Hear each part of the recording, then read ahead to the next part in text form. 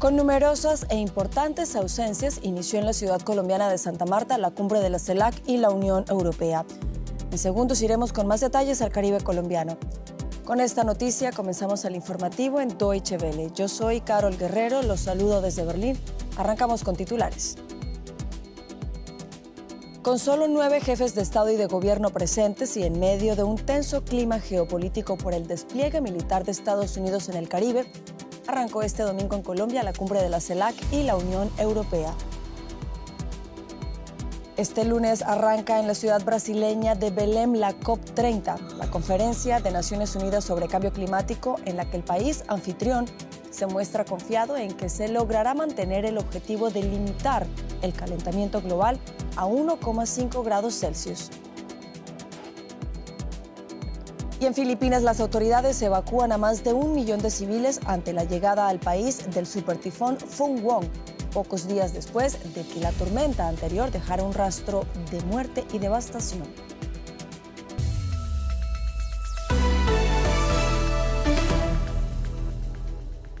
La tensión y la ausencia de notables líderes mundiales marcan el inicio de la inauguración de la cuarta cumbre de la Comunidad de Estados Latinoamericanos y Caribeños CELAC y la Unión Europea en Santa Marta, en el Caribe colombiano. Al encuentro asisten solo 9 de 60 jefes de Estado invitados entre ambas regiones. La cumbre, copresidida por Gustavo Petro, ha estado marcada en su antesala por la inclusión del mandatario colombiano en la llamada lista Clinton, en aumento de las tensiones con Washington, lo que, entre otros, habría originado las cancelaciones de varios líderes europeos, según algunos expertos, por temor a que su asistencia aumente las tensiones con el presidente de Estados Unidos, Donald Trump. Petro declaró que su expectativa para este evento es que tanto Europa como América Latina y el Caribe constituyan, según sus palabras, una especie de faro democrático de la humanidad. Y nuestra enviada especial a Santa Marta, Jenny Pérez, nos cuenta detalles de lo que se espera en esta cumbre en medio de tantas ausencias y de las tensiones con Estados Unidos. Las sonadas ausencias de líderes latinoamericanos y europeos en la cuarta edición de la Cumbre de Países de la CELAC y la Unión Europea evidencian para muchos aquí en Santa Marta la mella internacional que ha generado la larga lista de tensiones entre el presidente Gustavo Petro y el presidente Donald Trump de los Estados Unidos, cuyo último capítulo de confrontaciones incluyen las incursiones militares de los Estados Unidos en el Mar Caribe y la incorporación de Petro a la lista Clinton de narcotraficantes por parte de la administración Trump. Son tensiones que provocaron además el cisma con los gobiernos conservadores latinoamericanos y dudas en la política europea. Los gobiernos de Francia y de Alemania decidieron enviar a sus ministros de Relaciones Exteriores y Ursula von der Leyen, la máxima representante institucional de la Unión Europea, decidió no venir a Colombia. La convocatoria de esta cita contrasta también sustantivamente con la lograda por el presidente Luis Ignacio Lula da Silva en la cumbre de líderes por el clima, la COP30 en Brasil. Y por eso Petro agradeció especialmente a Lula su llegada aquí a Santa Marta. ¿Hacia dónde van entonces las relaciones comunes entre Latinoamérica, el Caribe y Europa en temas como la energía, como el comercio y la transición verde? Es parte de la respuesta conjunta en la que están trabajando los representantes de más de 40 países y cuyos resultados podríamos ver este lunes en la segunda y última jornada de la cumbre aquí en Colombia. Y en el marco de esta cumbre CELAC-Unión Europea, el mandatario colombiano concedió una entrevista exclusiva a nuestra enviada especial a Santa Marta, Jenny Pérez, en la que, entre otros asuntos, se refirió a las operaciones de Washington en el Caribe y en el Pacífico contra las llamadas narcolanchas. Escuchemos qué dijo al respecto. Aquí hay un pescador que se llama Alejandro Carranza, que su familia acaba de llegar. Está muerto, asesinado. Puede que haya por algunos $2 o $3 llevado algo ilícito en su lancha, que no podía llegar hasta Estados Unidos sino hasta una isla por aquí. Lo asesinaron. Él no era un narcotraficante. Ninguno de los 70 muertos que ya han sucedido son narcotraficantes. Los narcotraficantes viven en Dubái, en París, en Madrid, en Miami, en Nueva York. Viven donde está el lujo, donde está el trabajo. El trabajo de estas personas son lancheros pobres sin oportunidades en la vida. Termina llevándolos a ser empleados, obreros del narcotráfico. No merecen la muerte. No es cierto que esté destruyendo el narcotráfico lanzando misiles sobre lanchas de pobres. Y esta entrevista la podrán ver completa aquí en Deutsche Welle y también en nuestro canal de YouTube. Seguimos en América del Sur porque la Amazonía prepara el terreno para las conversaciones climáticas más importantes del año. Brasil aspira a tender puentes entre naciones ricas y pobres en la Conferencia del Clima de Naciones Unidas, la COP30, que comienza este lunes. Sin embargo, persisten las dudas sobre el liderazgo, la financiación y también la capacidad del mundo para cumplir las metas ya establecidas. Todo está a punto para recibir a los cerca de 50.000 asistentes a la cumbre mundial del clima más importante del año, la COP30. Durante 2 semanas, líderes de distintos países se reunirán con negociadores, expertos y activistas en Belém, la puerta de entrada a la Amazonía. Uno de los temas centrales es cómo adaptarse a un planeta cada vez más caluroso y quién debe pagar el costo. No se trata solo de administrar riesgos ni del costo. Es una oportunidad de inversión, una inversión en crecimiento económico y estabilidad. Por cada dólar invertido en adaptación, podemos generar más de $10 de beneficios económicos durante 10 años. Muchos de esos beneficios llegan aunque nunca estalle una crisis. Hace 10 años, en el histórico Acuerdo de París, se pactó limitar el calentamiento global a 2 grados o preferiblemente a 1,5 grados centígrados hasta fin de siglo. Para conseguirlo, los países deben reducir sus emisiones de gases de efecto invernadero, pero muchos no están haciendo lo suficiente. Estados Unidos, el segundo mayor contaminador del mundo, saldrá del acuerdo y muchos estados todavía tienen que definir nuevos objetivos climáticos para el 2035, como marca el Acuerdo de París. El calentamiento global se traduce en un aumento del nivel del mar, deshielo y fenómenos extremos más frecuentes y devastadores.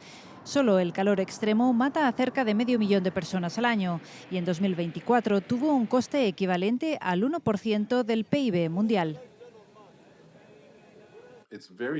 Tenemos que reducir los gases de efecto invernadero a 0. Es así, porque la temperatura no parará de aumentar si no dejamos de emitir CO2. El país anfitrión, Brasil, apuesta por la economía como elemento unificador. La movilización de capital público y privado para inversiones ecológicas centrará seguramente las conversaciones.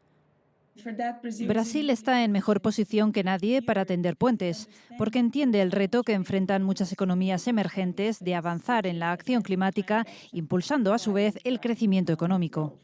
El presidente brasileño Luis Ignacio Lula da Silva quería traer a la comunidad internacional al corazón de la crisis climática, a la Amazonía, la mayor selva tropical del mundo. La región indispensable para el clima y la biodiversidad del planeta está más amenazada que nunca por la degradación forestal, el cambio climático y la expansión de la agricultura, a pesar de que la deforestación ha disminuido. Las próximas 2 semanas dirán si esto impulsa a los líderes mundiales a tomar las medidas necesarias para frenar el cambio climático. Y vamos ahora hasta Filipinas porque allí al menos 2 personas murieron tras el paso del supertifón Phung-Wong, que está azotando las islas del noreste del país con vientos extremos y lluvias torrenciales. Más de 1 millón de personas han sido evacuadas de zonas de riesgo. Se trata de la mayor tormenta sufrida en Filipinas este año y llega apenas unos días después de que otro tifón, el Kalmaegi, devastara la región, dejando a su paso más de 200 muertos. El Phung-Wong alcanzó la categoría de supertifón mucho antes de tocar tierra. Vientos de hasta 185 kilómetros por hora, con ráfagas que llegaron a los 230, azotaron las zonas costeras del nordeste del país, derribando líneas eléctricas y obligando a cerca de 1 millón de personas a evacuar sus hogares en busca de refugio. Como aquí, en Catanduanes, una pequeña provincia isleña ubicada en pleno camino del tifón. Más al norte, en Luzón, la isla más extensa y poblada del país, los habitantes reaccionaron rápidamente a la orden de evacuación. Nos enteramos de que había un tifón importante y decidimos evacuar antes de que llegara. Nuestras pertenencias están guardadas en un lugar elevado. Tenemos algunas cosas en casa de la tía de mi esposa y otras aquí en el techo. Cada vez que hay un tifón solemos venir aquí a refugiarnos porque vivimos cerca de un riachuelo y se nos inunda la casa. El agua nos llega a veces por encima de la cabeza. Esta supertormenta, conocida localmente como Uwan, tiene un radio que abarca prácticamente todo el archipiélago de las Filipinas. Los meteorólogos advirtieron de que las lluvias torrenciales podían provocar extensas inundaciones y desbordar ríos. El Phunwong ha obligado al gobierno a suspender las labores de recuperación por el tifón Kalmaegi, que causó más de 200 muertos hace solo unos días. Y colonos israelíes apalearon a varios palestinos este domingo en el sur de Cisjordania. Testigos denuncian que los colonos entraron en varias aldeas, atacaron con palos a ancianos y jóvenes, robaron ovejas y destrozaron las casas de los palestinos. En los últimos días se han intensificado las agresiones a civiles, periodistas y paramédicos. Según la ONU, el mes de octubre, cuando se produce la cosecha de la aceituna, ha sido el más violento desde que existen registros de los ataques de colonos, con un total de 536. Sin embargo, la Comisión de Resistencia a la Ocupación y al Muro del Gobierno palestino eleva la cifra a 750 agresiones. La portavoz del gobierno israelí aseguró que también se producen ataques a judíos que no se reportan. La funcionaria se refirió a Cisjordania como nuestra tierra ancestral, palabras textuales. Vamos ahora con un resumen de otros hechos que también son noticia en esta jornada. El director general de la BBC, Tim Davie, dimitió tras filtrarse un memorándum que revelaba que un discurso del presidente estadounidense Donald Trump fue editado de manera engañosa. La máxima responsable de BBC News, la sección de informativos Deborah Turner, también ha dimitido a raíz de la polémica. Manifestantes en Nueva Delhi, capital de la India, exigieron al gobierno medidas urgentes contra la contaminación del aire que sitúa a la ciudad entre una de las más contaminadas del mundo.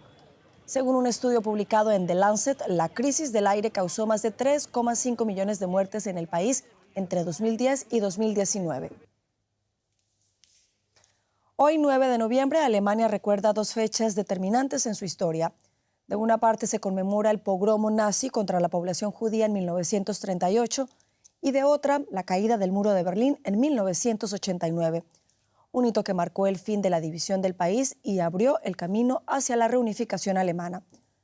Hace 87 años, los nazis pusieron en marcha lo que se conoció como la Noche de los Cristales Rotos. Más de 1.400 sinagogas fueron destruidas, miles de hogares y negocios judíos fueron saqueados y 400 personas fueron asesinadas. Exactamente 51 años después, caía el muro de Berlín, poniendo fin a décadas de división que comenzaron tras la Segunda Guerra Mundial provocada por el régimen nazi. Esta conmemoración llega en un momento en el que el antisemitismo va en aumento en el país. El presidente federal Frank-Walter Steinmeier recordó esta fecha con un discurso en el que alertó sobre las amenazas que hoy ponen en riesgo la democracia. Sabemos a dónde lleva el que se margine, persiga y torture a personas por ser supuestamente diferentes, el llegar a negarles su humanidad. Esa es la advertencia del 9 de noviembre de 1938. Es la lección más importante que nos enseña nuestra historia. Sigue siendo la terrible y perturbadora constatación de que los alemanes fueron capaces de cometer el crimen contra la humanidad que fue el Holocausto, de idear, planear y llevar a cabo sistemáticamente el exterminio de los judíos europeos. Y terminamos hablando de Bolivia, que inició este fin de semana un cambio de ciclo político con la investidura de su nuevo presidente, Rodrigo Paz. Paz presentó a su nuevo gabinete en el que excluyó de sus carteras ministeriales a los sectores indígenas y populares que fueron protagonistas en los últimos 20 años de gobiernos socialistas. La juramentación se realizó en esta ocasión con una Biblia y un crucifijo, a diferencia de los símbolos indígenas que se habían usado durante los mandatos de los anteriores gobiernos del movimiento al socialismo MÁS. Paz retiró además la bandera multicolor huipala que representa a los pueblos originarios y destacó que este es un momento para dar una oportunidad a la meritocracia y también a la eficiencia. Y con esto llegamos al final del informativo. Continúen conectados a Deutsche Welle. Yo los espero en menos de una hora con más noticias.